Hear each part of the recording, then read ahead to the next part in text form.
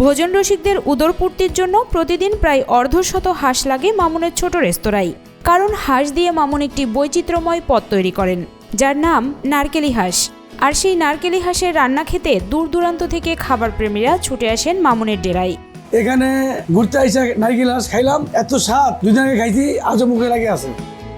হাঁসের মাংস এবং হাঁসের ভুনা, হাঁসের রোস্ট সেই স্বাদ এবং সেই সুন্দর।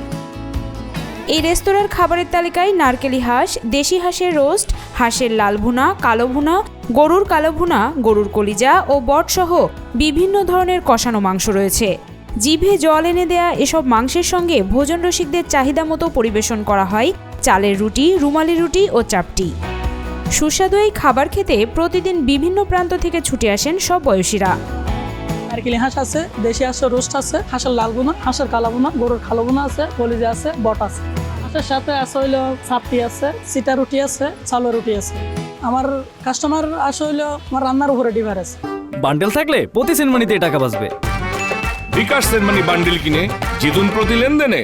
কাস্টমার চাই কি ভালো, যেখানে ভালো সেখানে, এখানে আমার রান্না ভালো, কাস্টমার আমার এখানে আছে, আমরা এখানে রান্না করি, সবই কিন্তু কাস্টমারের সার্ভিস ভালো দিই।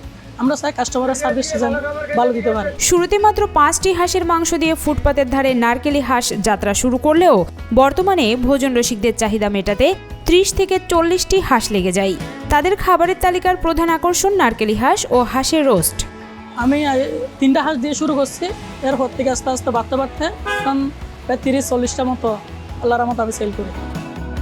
রাজধানীর উত্তর মেট্রো রেল স্টেশনের খুব কাছেই জামাই বাজারে মামুন তার নারকেলি হাঁসের পসরা নিয়ে বসেন।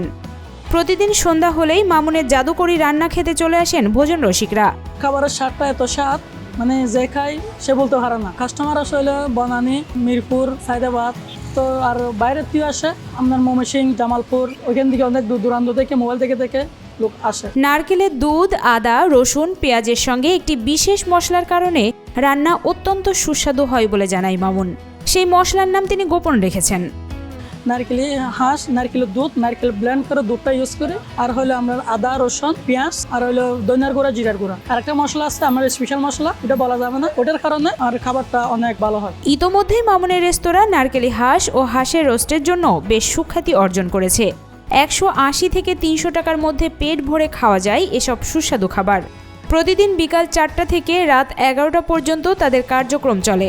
রোস্ট হয়েছে 300, দেশি হাঁসের লাল ভুনা 250, কালো ভুনা 250, গরুর কালো ভুনা 250, কলিজা 250, বড় 180।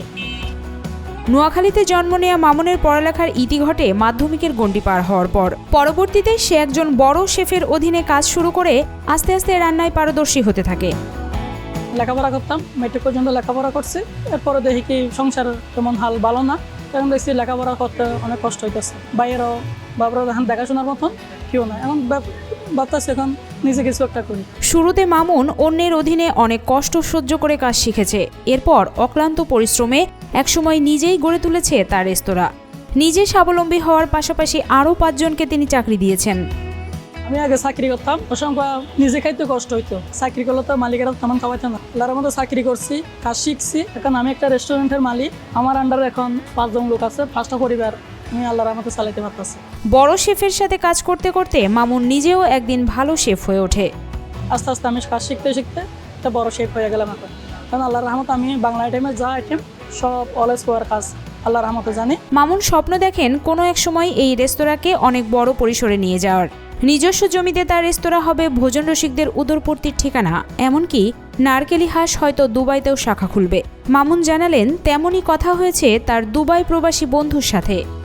আর একটা রেস্টুরেন্ট দেওয়ার চিন্তা ভাবনা করি, জায়গা সব কমপ্লিট রেডি। কিছুদিন পরে একটা রেস্টুরেন্ট দেবো, ওইটার নামও নারকেলি হাঁস নাম থাকবে।